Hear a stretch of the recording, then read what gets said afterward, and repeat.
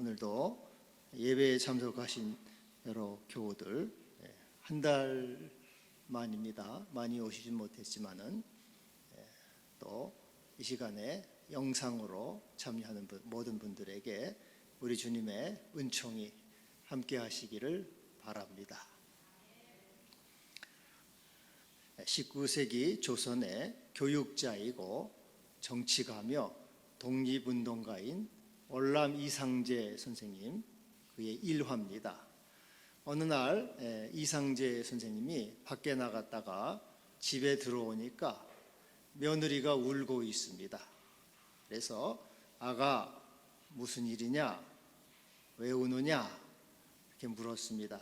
그러자 아버님, 도둑이 들어와서 그릇들하고 옷가지들을 훔쳐갔습니다. 아끼는 것들인데 너무 속이 상합니다. 그러자 이상제 선생님이 말합니다. 너는 나라를 잃었을 때는 울지 않더니 옷가지 몇 가지 잃었다고 울고 있느냐, 이렇게 얘기를 했습니다. 우리 인생에는 슬픔이 있습니다.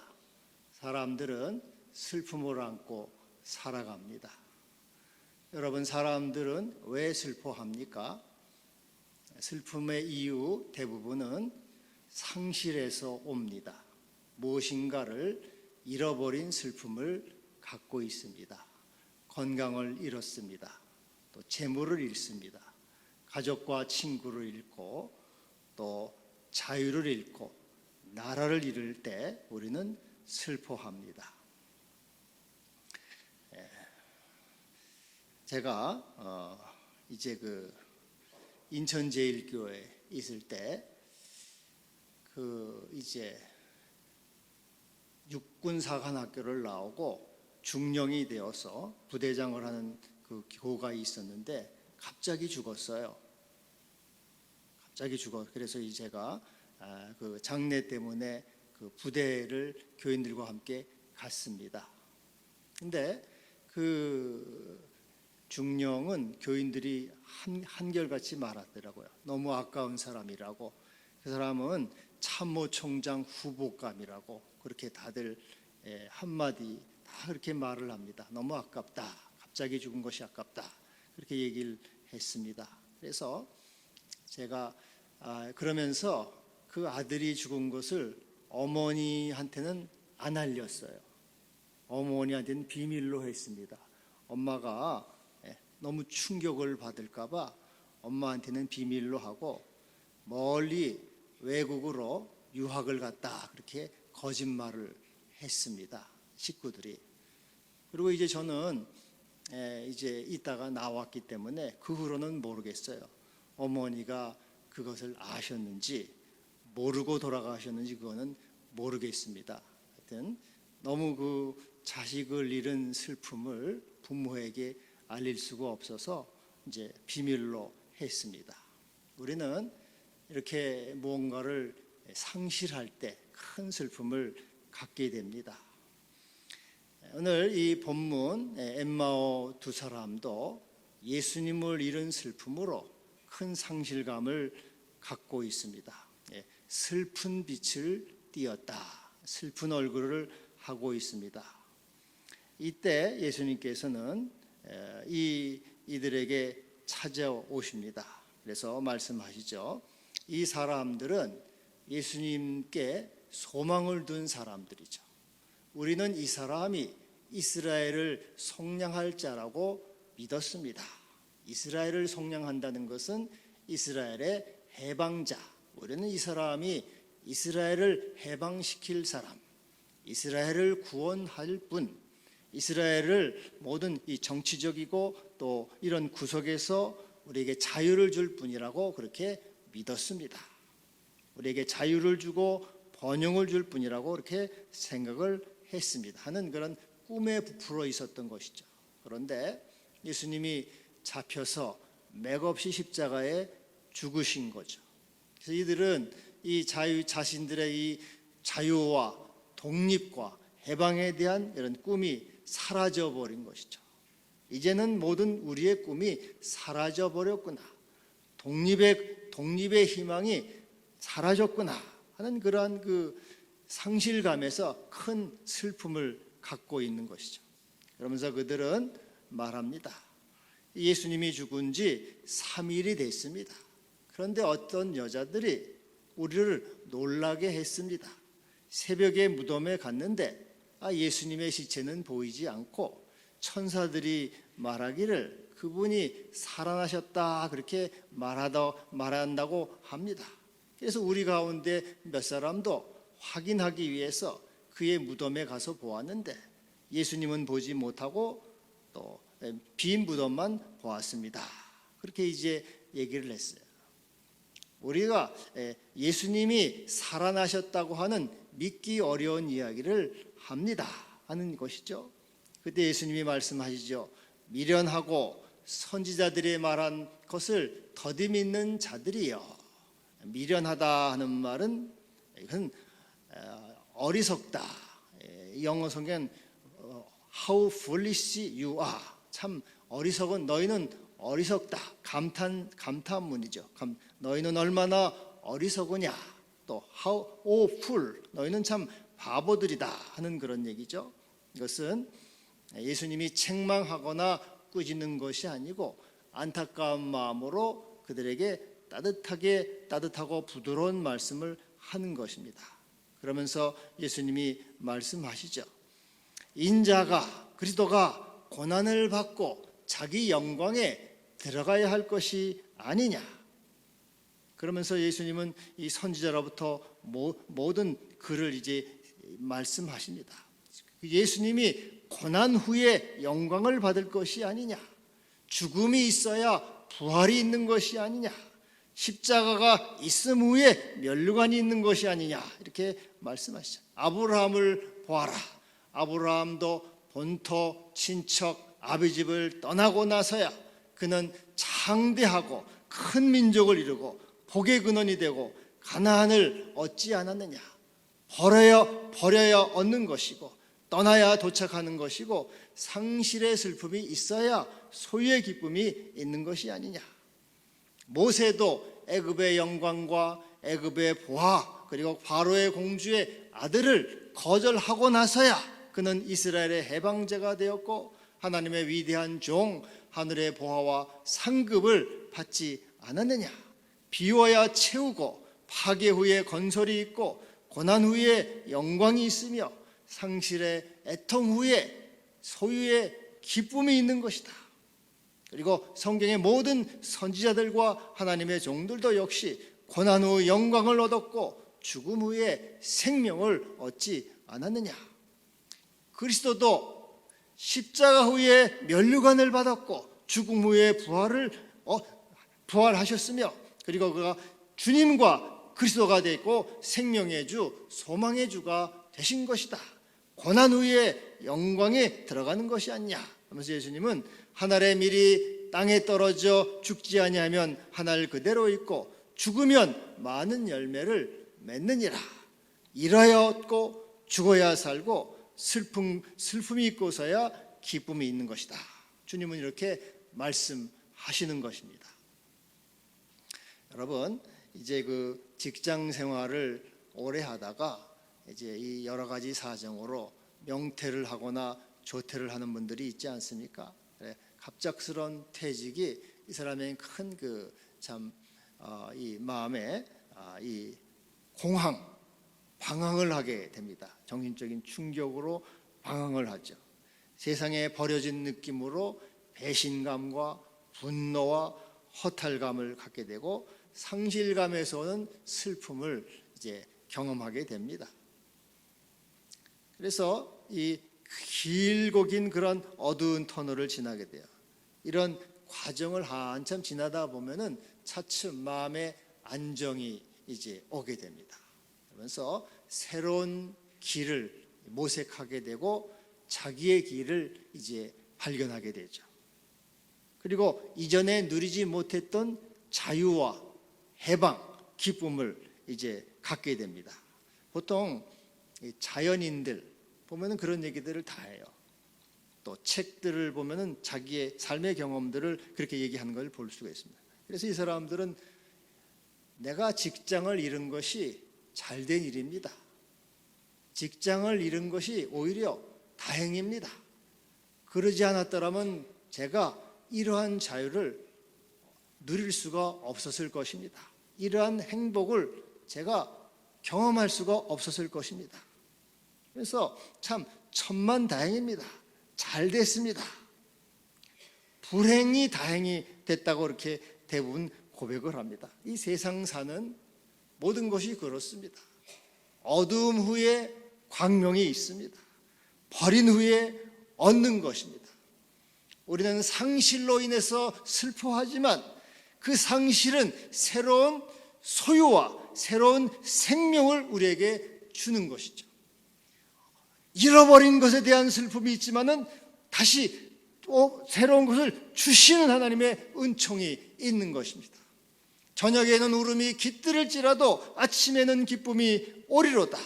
우리에게 상실감을 주고 슬픔을 주고 아픔을 주는 것은 더 큰 기쁨과 더 큰 영광과 더 큰 생명을 주기 위한 하나님의 섭리요 은혜임을 우리는 알게 되는 것이죠.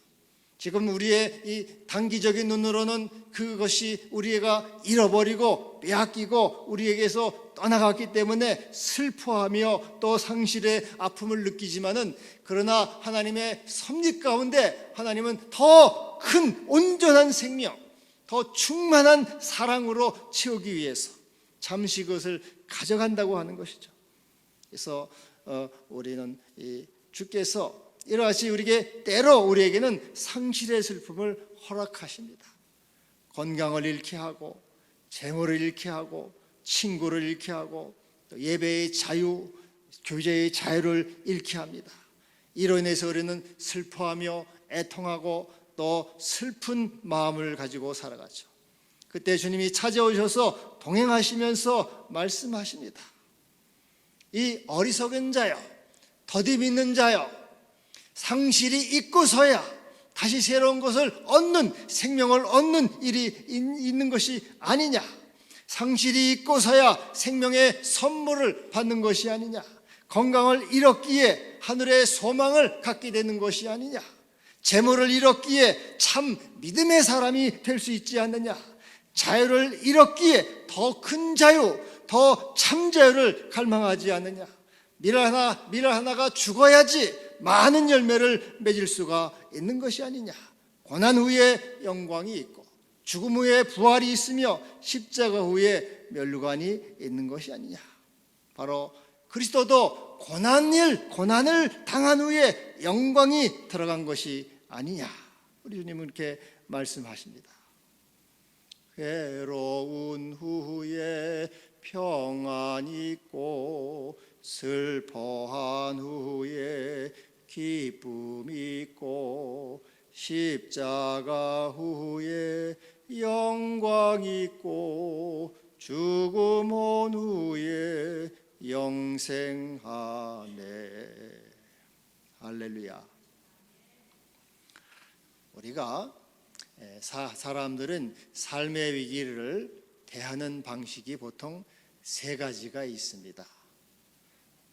그것은 의식이요 또 마음이라고 할 수가 있습니다. 하나는 무기력입니다. 무기력. 우리가 건강을 잃거나 재물을 잃거나 친구를 잃거나 자유를 잃을 때 무기력에 빠집니다. 이젠 다 끝났구나. 난 아무것도 할 수 없어. 이젠 아무런 희망이 없어. 이렇게 무기력 상태에 이제 빠집니다. 제가 그 청년 때 우리 고종 사촌 누나가 있어요. 그러니까는 외삼촌의 딸이죠. 외삼촌의 딸이 이제 아기를 낳다가 그만 죽었습니다. 근데 30대예요, 30대 초입니다. 그 누나, 사촌 누나인데 이제 참 효녀예요. 효녀고 장녀입니다. 갑자기 그렇게 딸이 죽었으니까 외삼촌과 외숙모가 얼마나 참 그 충격이 컸겠습니까? 제가 그 후에, 저도 청년 때니까 웬만큼 알잖아요. 그 후에 이런 그 모습들을 보니까 그분들이 삶의 의욕을 완전히 다 잃어버렸더라고요. 생기도 잃고 그래서 마치 헛개비처럼 무기력하게 그렇게 살아가 평생 슬픔을 안고 그렇게 살아갑니다. 우리 사람이 이렇게 삶의 위기를 당할 때 무기력에 보통 빠져. 이젠 다 끝났구나. 나는 아무런 희망이 없구나. 나는 이젠 죽은 목숨이다. 이렇게 무기력에 빠지는 것입니다. 여러분, 그 엘리야도 무기력에 빠졌어요. 엘리야도 이세벨이 선포를 하죠. 내일 이맘때 내가 네 놈을 죽여 네 목숨을 뺏을 거야 하고 엘리야에게 선전포고를 합니다. 그래서 엘리야가 큰 두려움을 안고 도망해가지고 로뎀나무에 가서 쓰러집니다. 하나님, 이제 난 죽고 싶어요. 난 더 살고 싶지 않습니다. 난 참 보잘것 없어요. 내 조상들보다 하나도 나은 게 없어요. 난 주님이 빨리 내 목숨을 데려가 주세요 하고 참 무기력에 빠졌어요. 무기력에. 여러분, 그래서 믿음이 좋은 사람이라고 아무리 위대한 하나님의 종이라도 이렇게 무기력 상태에 빠진다는 거예요. 인간의 연약합니다. 이 삶에 고비가 있고 위기가 있을 때 힘을 내자 뭐 그러면 좋겠는데 대부분은 무기력에 빠져요. 이제는 내가 무슨 일을 할 수 있나? 이제는 나는 아무것도 못해. 다 끝났어. 죽을 수밖에 없어. 이렇게 무기력에 빠진다. 지금 이 엘리야도 큰 절망감과 탈진과 무기력에 빠졌어요. 보통 사람들이 이렇게 무기력에 빠진다는 거예요. 근데 하나님이 엘리야를 천사를 보내시죠.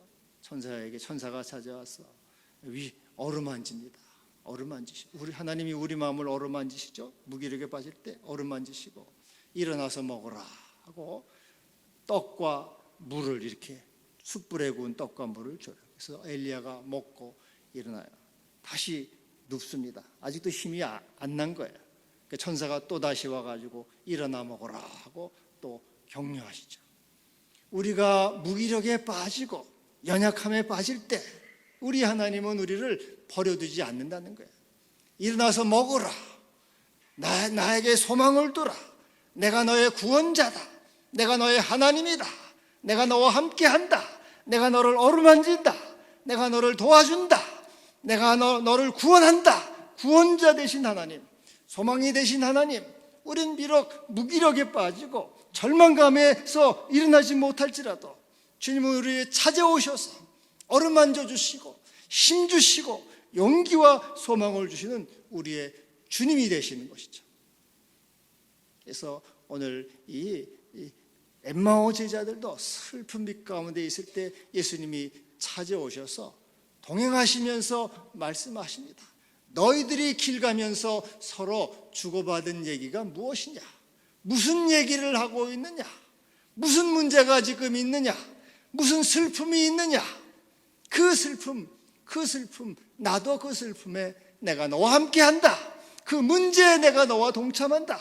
내가 그 어려움 가운데 내가 너를 도와준다. 우리 주님은 우리의 연약함으로 무기력에 빠져요. 상실감으로 아무런 할 수 있는 절망감, 아무런 할 수 없는 그런 무의욕 가운데 있을 때 주님께서 오셔서 네가 지금 주고받는 얘기가 뭐냐?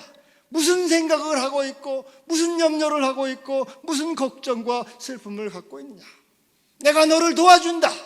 내가 너와 함께한다. 내가 너를 붙들어준다. 구원한다. 말씀하시고 새로운 힘을 주시고 용기를 주시는 주님이십니다. 제자들이 두려운 가운데 있을 때 주님이 오셔서 너희에게 평강이 있을지어다. 성령을 받으라. 우리 주님 말씀하셔요. 평강을 주시고 성령을 주심으로 용기를 주시고 힘을 주시고 소망을 주시는 우리 주님이십니다. 여러분 삶의 절망감 또 상실감으로 무기력에 빠졌습니까? 우리 주님은 버려두지 아니하시고 찾아오셔서 샘을 주시고 붙드시고 구원하시는 우리의 구원자가 되십니다. 삶의 위기에 대하는 두 번째 사람의 의식, 마음이 있어요. 이것은 분노입니다. 분노. 막 화가 나요. 왜 나에게 이런 일이 있어? 내가 도대체 무슨 잘못을 했다고? 도대체 왜 나라가 이 모양이야? 왜 교회가 이래야 돼? 하고 분노가 막 일어나. 도대체 왜 세상이 이 모양이 하고 분노가 막 일어나는 것입니다. 정신의학자 엘리자베스 키블러-로스는 사람이 이제 위기를 당할 때 5단계의 반응이 있다. 당신은 암이요. 당신 암 말기요.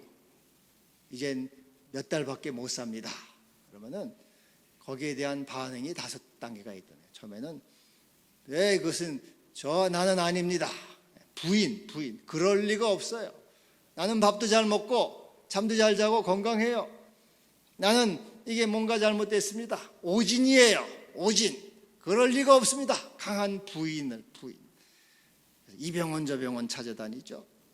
그러다가 이제 암이 확실해요. 그러면 두 번째는 막 화를 냅니다. 왜 도대체 내가 암에 걸려야 합니까? 왜 내가 죽어야 됩니까? 왜 하필 납니까? 내가 뭔 잘못을 했다고 저기 못된 놈들, 더러운 놈들을 많은데 하필 그 놈들은 다 놔두고 왜 나는 그래도 바르게 살고 착하게 살려고 해도 왜 납니까? 막 화를 낸다는 거죠. 그래서 이 두 번째는 삶의 이 위기와 또 슬픔과 상실이 있을 때 막 분노한다는 거예요. 도대체 세상에 왜 이 모양입니까, 하나님? 도대체 왜 내가 뭔 잘못을 했다고 이렇습니까? 이렇게 분노의 마음을 갖는 거예요. 근데 이 분노는 무기력보다는 나아요. 분노는 막 화를 내고 분노한 건 뭔가를 이룰 수는 있습니다. 그런데 이 분노에서는 성취의 동기는 자기중심적이에요. 자기 이익을 생각합니다. 남의 이익이나 또 사회의 안녕을 거기에는 관심이 없어요.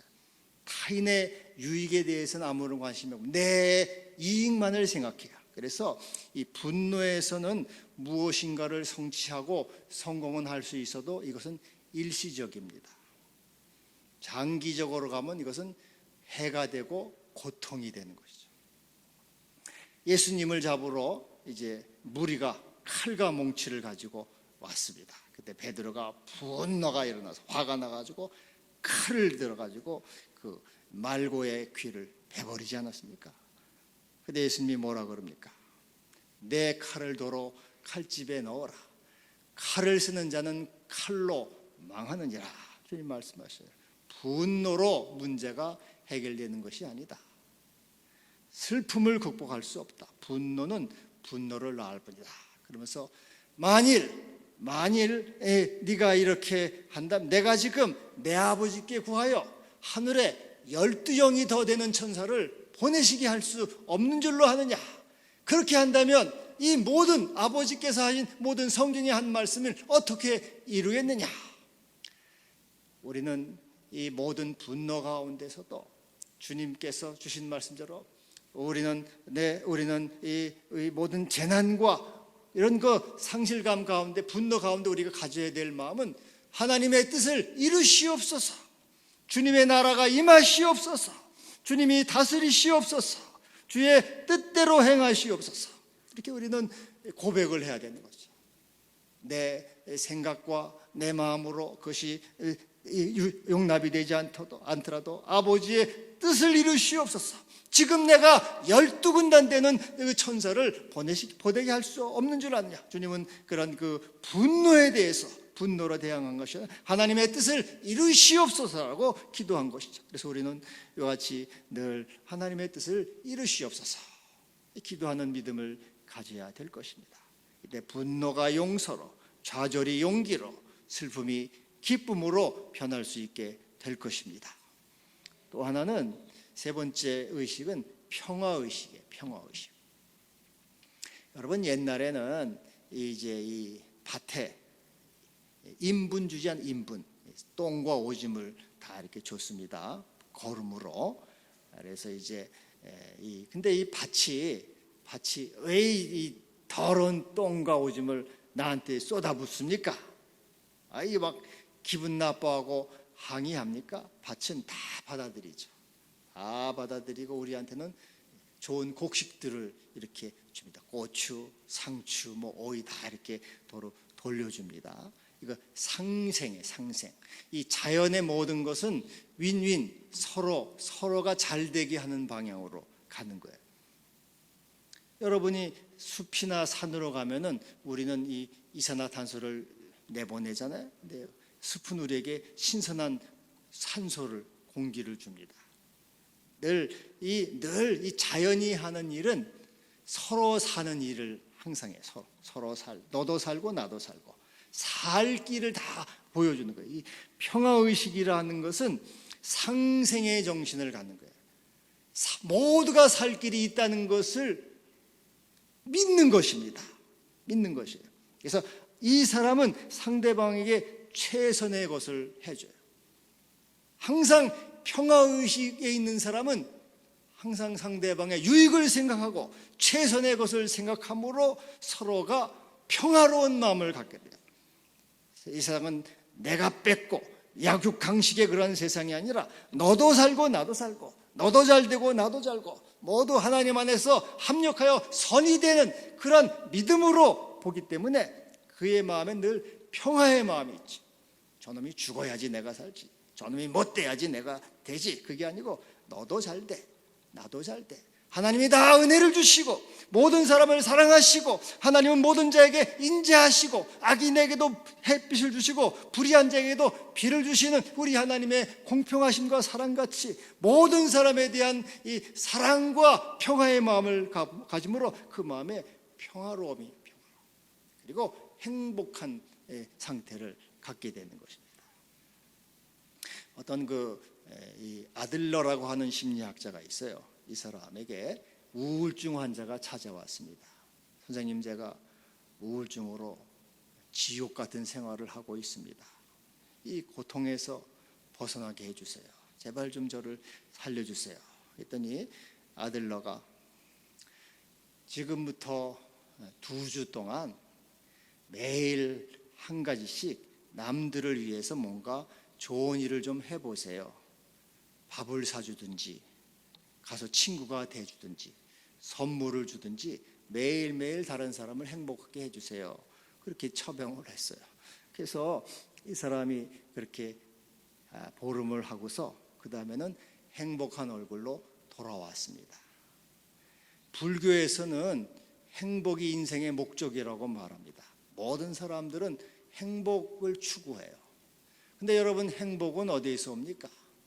행복은 언제 옵니까? 행복은 남을 행복하게 해줄 때 행복이 와요. 사랑의 부산물이에요. 행복을 추구한다고 행복이 오는 것이에요.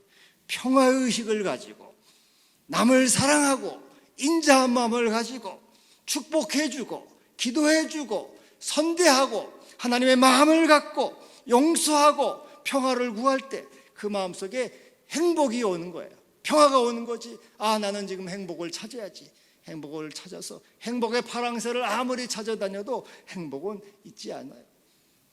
하나님의 뜻을 따라서 사랑하고 용서하고 평화의 마음을 가지고 믿음을 가지고 하나님의 뜻을 헤아리고 살아갈 그 사람에게 우리 주님께서는 참된 평화와 행복을 주는 것입니다. 너에게 평강이 있을지어다, 우리 주님이 말씀하고 계시는 것이죠. 제가 옛날에 얼마 전에 어떤 분이 친구한테 이렇게 돈을 빌려줬어요. 그리고 수억을 떼었어요. 한 3억 정도 된다 그랬어요. 3억이니까 큰 돈 아니에요. 근데 이놈의 친구 놈이 이제 여자분인데 떼먹었어요. 3억 정도 되는, 얼마나 큰 돈입니까? 그래서 이 너무너무 분노와 미움과 절망, 비탄과 슬픔에 빠져가지고 이분이 평생 슬퍼하면서 정신과 병원까지 가요. 정신과 돈 잃고 몸 잃고 건강 잃고. 여러분 상실의 슬픔이 있습니까? 재물을 잃었거나 건강을 잃었거나 친구를 잃었거나 믿음을 잃었거나 자유를 잃은 그러한 슬픔이 있습니까? 우리가 이 슬픔에 잠겨 있을 때, 비의 길을 걷고 있을 때 우리 주님은 우리를 혼자 두지 않으셔요. 방관하지 않으십니다. 곁에 오셔서 동행하시고 말씀하시며 성경을 풀어주십니다. 모세로부터 모든 선지자, 모세는 모세오경, 창세기, 출애굽기, 레위기, 신명기, 이 성경 선지자는 이 예언서, 이사야, 에레미야, 에스겔, 말라기까지 모든 성경을 풀어주셔요. 성경을 말씀하십니다. 말씀이신 주님께서 은혜의 말씀, 생명의 말씀, 구원의 말씀을 주시죠. 그러면서 그 말을 들을 때 제자들이 고백합니다. 주께서 우리에게 성경을 풀어주실 때 우리 속에서 마음이 뜨겁지 아니하더냐, 우리에게 힘을 주지 아니하더냐, 용기를 주지 아니하더냐, 소망을 주지 아니하더냐, 기쁨을 주고 확신을 주지 아니하더냐. 주께서 말씀하실 때 다시 새로운 용기를 주시고 사랑을 주시고 힘을 주시고 빛을 우리에게 주시는 것입니다. 하나님의 생명을 여러분에게 부어주시는 것입니다. 주께서 말씀하실 때 우리 속에서 뜨겁지 아니하더냐, 새로운 용기가 솟아나고 소망이 솟아나고 생명이 약동하는 것이 아니더냐. 우리 주님께서 이와 같은 생명으로 풍성함으로 여러분에게 주시는 것입니다. 이때 엠마오 제자들은 다시 주의 말씀을 듣고 용기를 갖죠. 기쁨을 소유합니다. 그리고 돌아가서 말합니다. 주께서 과연 살아나시고 제자들에게 보이셨다. 예수께서 부활하셨다. 그는 생명의 주님이요 소망의 주가 되셨다. 과연 고난 후에 영광이 있는 것이다. 죽음 후에 부활이 있고 십자가 후에 멸류관이 있고 상실의 슬픔 후에 생명의 기쁨이 있는 것이다. 구름이 깃들일지라도 아침에는 기쁨이 오리로다. 상실의 슬픔은 잠깐이요 생명의 기쁨은 영원하다. 지금 우는 자는 복이 있나니 너희가 웃을 것이라. 기도합시다. 주여, 우리는 생에 살아가면서 여러 가지 상실로 슬퍼합니다. 그러나 그 상실은 우리에게 더 큰 기쁨, 생명의 기쁨, 소유의 기쁨을 주십니다. 우리가 세상을 잃고 주님을 소유하고 세상의 생명을 잃고 하늘의 생명을 얻게 됨을 감사합니다. 영광받아 주시옵소서. 십자가 후에 멸류관이 있음을 믿습니다. 이 믿음을 가지고 승리하고 주님이 주신 기쁨을 가지고 감사하며 찬양하며 증거하며 살아가는 주의 모든 자녀가 되게 하여 주옵소서. 예수님의 이름으로 기도하옵나이다.